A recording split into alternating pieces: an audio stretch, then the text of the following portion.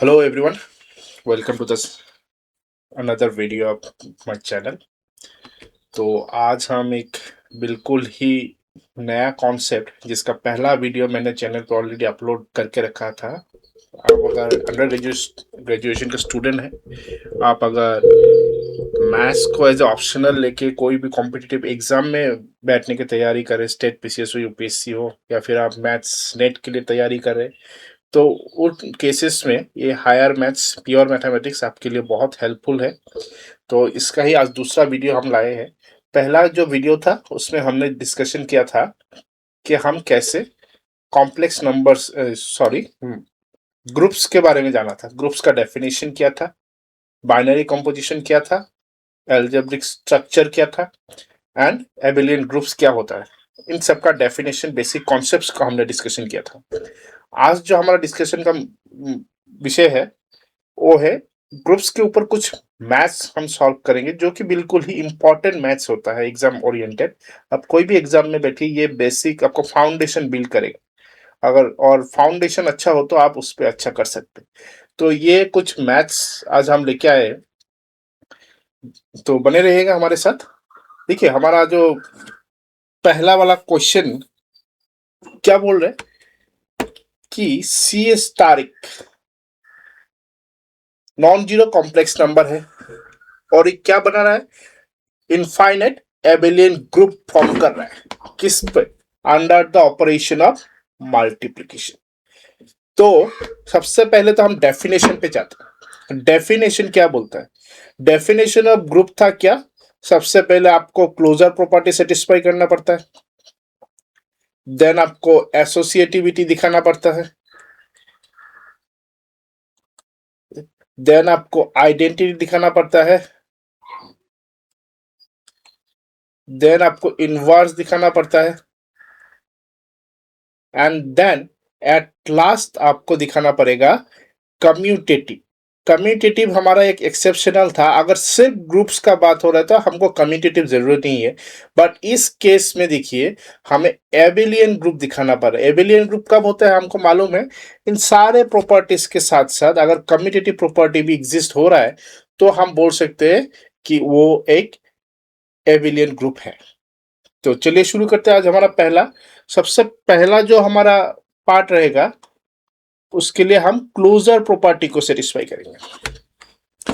सो closure property कैसे आता है देखिए, बड़ा ही इंटरेस्टिंग फैक्ट है।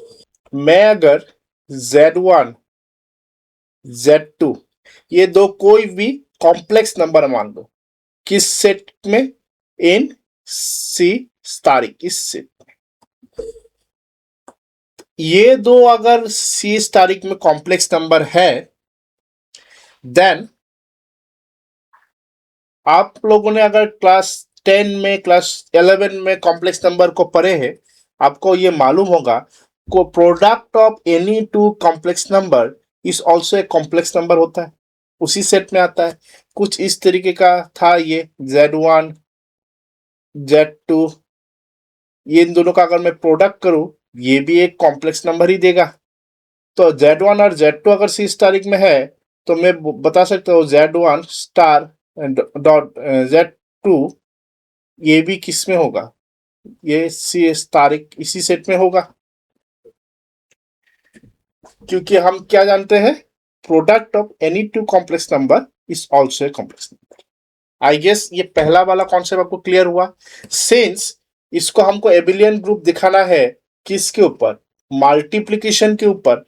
तो मैं जो भी दो एलिमेंट लूंगा कॉम्प्लेक्स नंबर का, उन दोनों का मल्टीप्लीकेशन भी उसी सेट में आना पड़ेगा, तभी तो हम बोल सकते हैं कि क्लोजर प्रॉपर्टी एग्जिस्ट करता है।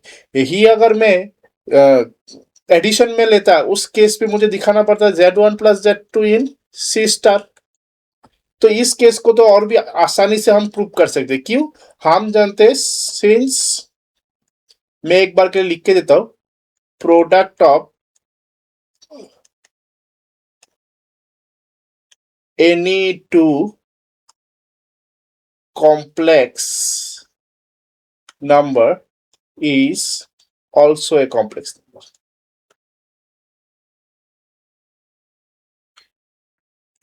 आई गेस ये क्लोजर प्रॉपर्टी सेटिस्फेक्शन आपको क्लियर हो चुका। अभी जो मेरा दूसरा प्रॉपर्टी इस केस में दिखाना पड़ेगा, क्लोजर के बाद मेरा क्या था, एसोसिएटिविटी प्रॉपर्टी था। नंबर 2 प्रॉपर्टी मेरा होता है एसोसिएटिविटी। आप जरा ध्यान से देखिएगा एसोसिएटिविटी प्रॉपर्टी कैसे, बहुत ही सिंपल एसोसिएटिव फॉर्मूला आप लोगों ने क्लास 8 ऑनवर्ड्स पढ़ा था। एसोसिएटिव कहाँ कहाँ होल्ड होता है, एसोसिएटिव एडिशन में होल्ड होता है और एसोसिएटिव मल्टीप्लिकेशन में होल्ड होता है। सिंस ये जो पूरा सिस्टम है इसका ऑपरेशन किसके ऊपर है, मल्टीप्लिकेशन के ऊपर, तो मैं बोल सकता हूँ कि ये जो एसोसिएटिविटी है ये मल्टीप्लिकेशन के ऊपर होल्ड करेगा, तो इसका तो मैथ्स करने का भी जरूरत नहीं है।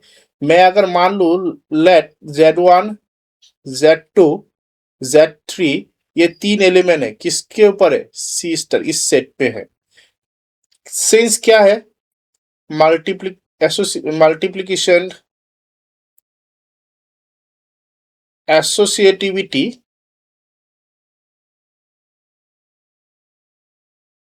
holds in multiplication।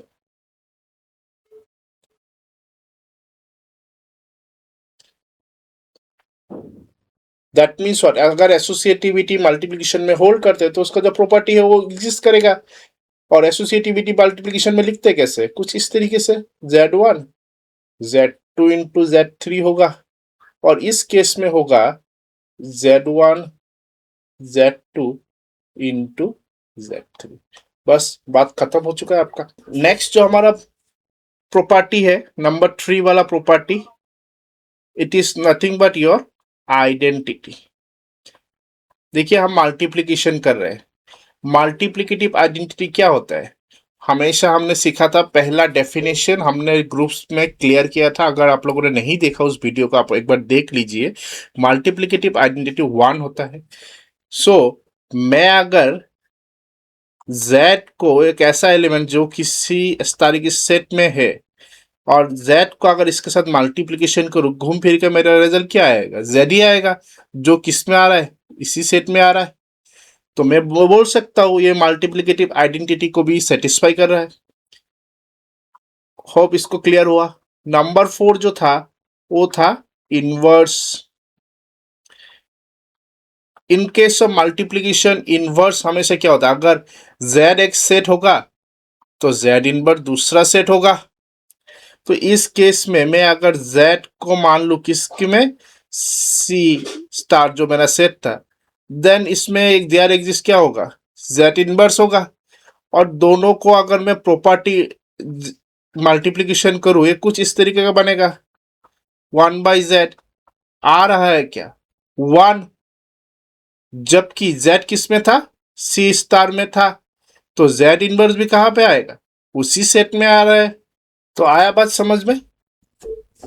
इनवर्स क्या था, फिर से एक बार मैं दोहरा देता हूं, Z को अगर मैं कोई भी एक ऐसा सेट मान लो जो कि C स्टारिक सेट में आ रहा है, तो उसके लिए एक Z इनवर्स एग्जिस्ट करेगा, वो भी सेट किसी में इसी सेट में आ रहा है। और दोनों को अगर मैं प्रोडक्ट कर दूं, मल्टीप्लिकेशन कर दूं, वो क्या देता है, 1 देता है, खत्म बात। और आखिरी का जो मेरा प्रॉपर्टी था, इसके लिए मुझे एक और पेज चाहिए होगा, लेट्स टेक द पेज। आखिरी का जो प्रॉपर्टी था वो था कम्यूटेटिव। कम्यूटेटिव प्रॉपर्टी, देखिए बात वही है, कम्यूटेटिव ये एडिशन और मल्टीप्लिकेशन में होल्ड करता है जैसे कि एसोसिएटिव करता था। तो इसी केस में मैं बोल सकता हूं Z1 और Z2 को अगर मैं दो एलिमेंट मान लिया किसके ऊपर, C स्टार के ऊपर, देन कम्यूटेटिव प्रॉपर्टी होल्ड करेगा, क्योंकि हम जानते हैं कम्यूटेटिव प्रॉपर्टी और एसोसिएटिव प्रॉपर्टी ये एडिशन एंड मल्टीप्लिकेशन में होल्ड करता है। तो हम इसको ही इधर लिख दें, since we know commutative property holds in multiplication. Multiplication अगर होल्ड करता है तो इसको हम ऐसे लिखेंगे, Z1 into Z2 is equals to Z2 into Z1। आया बात समझ में, खत्म। तो ये कम्यूटेटिव प्रॉपर्टी भी सेटिस्फाई कर रहा है। अगर ये closure, associative, inverse, identity and commutative पांचों का पांचों प्रॉपर्टी अगर सेटिस्फाई हो रहा है तो इसको मैं क्या बोल सकता हूँ, एक एबेलियन ग्रुप बोल सकता हूँ। तो एबेलियन ग्रुप अगर प्रूव करना है तो आपको ये पांच चीज दिखाना पड़ेगा। क्या क्या, फिर से मैं एक बार दोहराता हूं। आपको क्लोजर प्रॉपर्टी को दिखाना है, सेटिस्फेक्शन। आपको एसोसिएटिविटी को दिखाना है, आपको आइडेंटिटी को दिखाना है, आपको इनवर्स को दिखाना है एंड एट लास्ट कम्यूटेटिव को दिखाना है। ये पांच प्रॉपर्टी अगर सेटिस्फाई हो रहा है तो हम इसको बोल सकते हैं कि ये जो हमारा गिवन सेट है under the operation of multiplication, it is a Abelian group. It is an Abelian group. खत्म बात। अगर इसका आपका नोट्स चाहिए है, आप हमारा टेलीग्राम ग्रुप जिसका लिंक दिया है डिस्क्रिप्शन में उस पर जुड़िए। इसका हम डिटेल्स नोट भी हम आपको प्रोवाइड कर देंगे। चलिए एक और मैथ्स को देखते हैं, बहुत ही मजेदार कॉन्सेप्ट है। चलिए हमारा जो दूसरा मैथ्स है, थोड़ा ध्यान से देखिएगा, हम फिर से वही वाला मैथ्स है। इसमें एज पर डेफिनेशन क्या बोल रहे हैं, जी एक nth रूट ऑफ सेट है और n is fix positive integers है। Consist of solution to the equation क्या है, is that power n equals to 1 in the complex number. और हमको क्या वेरीफाई करना है, जो हमारा पांच रिक्वायर्ड एक्सियम है, क्या क्या, associativity, closure, identity, inverse and commutative, तभी तो हम उसको बोल पाएंगे एबेलियन ग्रुप। तो चलिए शुरू करते एबेलियन ग्रुप बनाने का जर्नी। बहुत ही मजेदार। सबसे पहला होगा क्लोजर बना लेते, एक एक करके तोड़ तोड़ के सीख लेते। एज पर माई डेफिनेशन क्या बोल रहा है, कोई भी एक एन फिक्स इंटीजर अगर होगा तो इस इक्वेशन को सेटिस्फाई कर रहा है।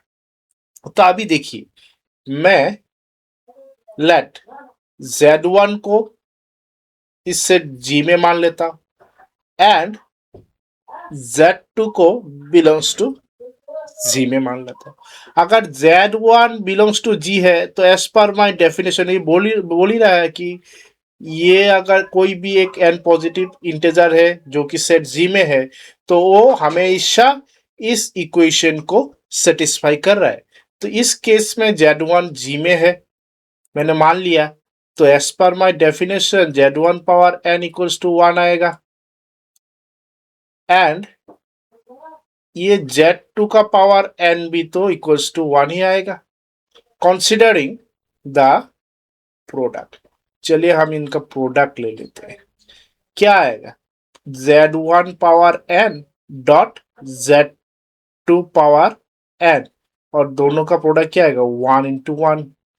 तो इसको कुछ इस तरीके से लिख सकते हैं, z1 डॉट z2, और दोनों को मैं as a whole power n भी तो लिख सकता हूँ, और 1 इंटू 1 का पावर क्या हो रहा है, 1 ही होता है। तो ये कुछ इस इक्वेशन को सेटिस्फाई करने जैसा हुआ कि नहीं। एक एलिमेंट सेट g का z power n equals to 1 इसको सेटिस्फाई करेगा।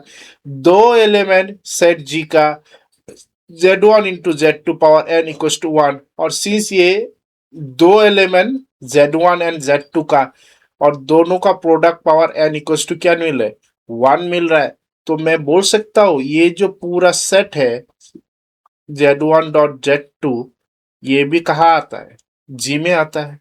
तो एज पर माई डेफिनेशन मैंने z1 को g में पकड़ा, z2 को g में पकड़ा और उनका प्रोडक्ट भी g में आया।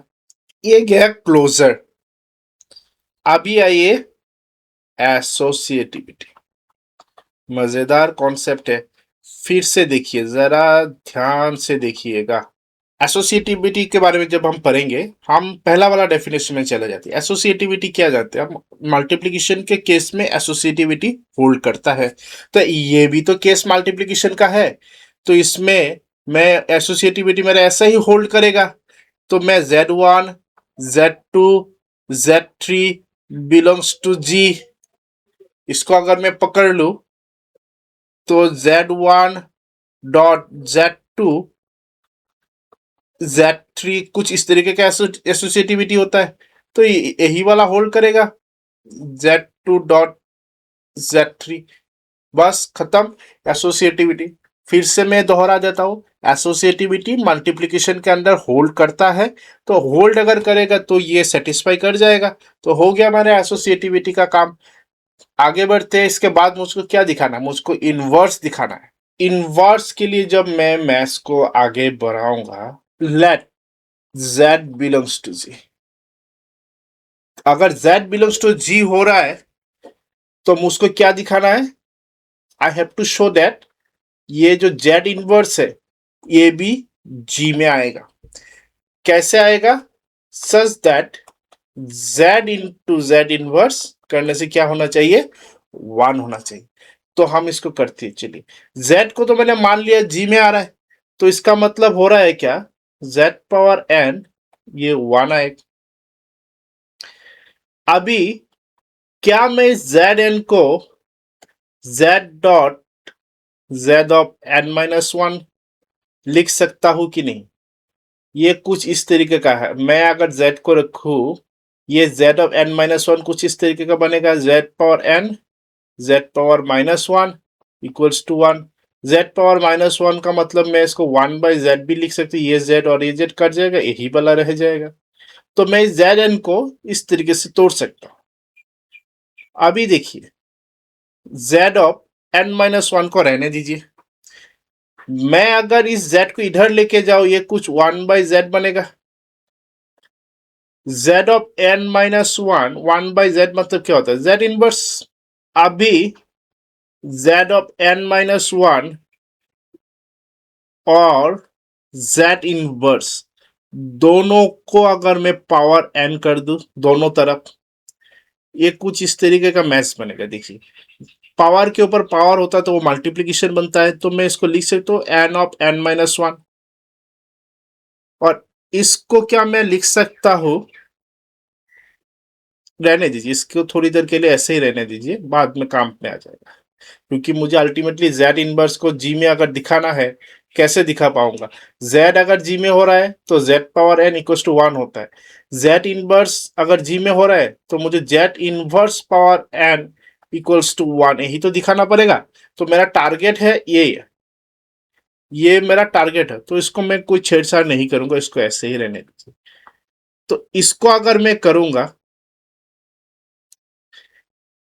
z पावर n, इसको मैं एक ब्रैकेट कर लेता हूं n माइनस 1, इसको रहने दीजिए। z पावर n का मतलब होता है 1, उसके ऊपर क्या रह जाएगा n minus 1, z of minus 1 n, 1 के ऊपर कुछ भी कर लो आपका क्या आएगा, 1 ही आएगा। सो z इनवर्स को अगर मैं n कर रहा हूं, वो भी क्या दे रहा है, 1 दे रहा है, मतलब मेरा जो रिक्वायर्ड गोल है वो मुझे मिल गया। तो मेरा एस पर डेफिनेशन क्या आ रहा था, z अगर g में आता है कब, z power n equal to 1, तो इस केस में मुझे एक z इनवर्स g में दिखाना है। सिंस मुझे ये मिल गया कि z इनवर्स का पावर n करने से भी ये 1 आता है, तो मैं बोल सकता हूं कि z इनवर्स जो है ये भी g में आता है। तो बात खत्म, तो इनवर्स को भी सेटिस्फेक्शन दिखा दिया। अभी जो नेक्स्ट हम दिखाएंगे वो होगा आइडेंटिटी। एक और पेज ऐड कर लेता हूं, अभी हम इसको आइडेंटिटी दिखाएंगे। आइडेंटिटी हम जाते हैं, सिंस ऑपरेशन हमारा मल्टीप्लिकेशन है, मल्टीप्लिकेटिव ऑपरेशन में मल्टीप्लिकेटिव आइडेंटिटी क्या होता है, 1 होता है। देखिए मेरा एस पर डेफिनेशन क्या था, z अगर कोई भी एक एलिमेंट है जो g में है उसको ये वाला ऑपरेशन सेटिस्फाई होता है। तो 1 अगर मल्टीप्लिकेटिव आइडेंटिटी होता है, 1 को अगर मुझे g में दिखाना है तो मुझे अल्टीमेटली क्या दिखाना पड़ेगा, 1 पावर n जो है वो 1 होगा, यही दिखाना पड़ेगा। अभी इसको दिखाने के लिए अलग से कुछ मैच करें। n क्या था, एज पर माई क्वेश्चन का डेफिनेशन को चेक, n एक फिक्स पॉजिटिव इंटीजर है। 1 का अगर कोई भी पॉजिटिव पावर कर दो वो हमेशा क्या आता है, वन, पॉजिटिव करिए नेगेटिव करिए कुछ भी, वन का पावर आप कुछ भी करिए वो हमेशा आपको वन देगा। तो ये तो मेरा अल्टीमेटली सेटिस्फाई हो ही रहा है।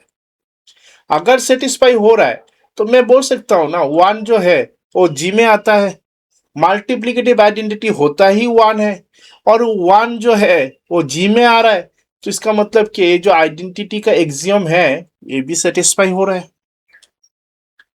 आखिरी वाला कम्यूटेटिव, ये तो पानी से भी इजी है। कैसे? एसोसिएटिव का जो लॉ है, जो फॉर्मूला है, कम्यूटेटिव के लिए भी सेम बात है। क्या? मल्टीप्लिकेशन जो है, मल्टीप्लिकेशन ऑपरेशन में कम्यूटेटिव प्रॉपर्टी हमेशा होल्ड करता है, इसको तो करने का जरूरत ही नहीं है। तो मैं अगर कोई भी दो एलिमेंट Z1 एंड Z2 मान लू किसमें है, जी में है, तो ये कम्यूटेटिव प्रॉपर्टी सिंस है तो ये तो होल्ड करेगा ही। तो इसको मैं डायरेक्टली भी लिख सकता हूँ Z2 इंटू Z1। जस्ट ऊपर में वो वाला लाइन लिख दीजिएगा, since the operation commutative property it holds under the operation multiplication. So बात खत्म, पांचों का पांचों प्रॉपर्टी सेटिस्फाई हो रहा है, तो मैं बोल सकता हूं ये जो है एक एबेलियन ग्रुप है, एबेलियन ग्रुप बन रहा है। तो आई होप आपको ये बात क्लियर हो चुका है कि एबेलियन ग्रुप दिखाते कैसे। हमको हमारा पांचों प्रॉपर्टी सेटिस्फेक्शन दिखाना पड़ेगा बस। आई होप ये आपका क्लियर हुआ। हम आगे के वीडियोस में और भी कॉन्सेप्ट को डिस्कशन करेंगे। आज के लिए बस इतना ही। बने रहने के लिए थैंक यू। अगर अच्छा लगा तो चैनल को जरूर सपोर्ट करें। Thank you.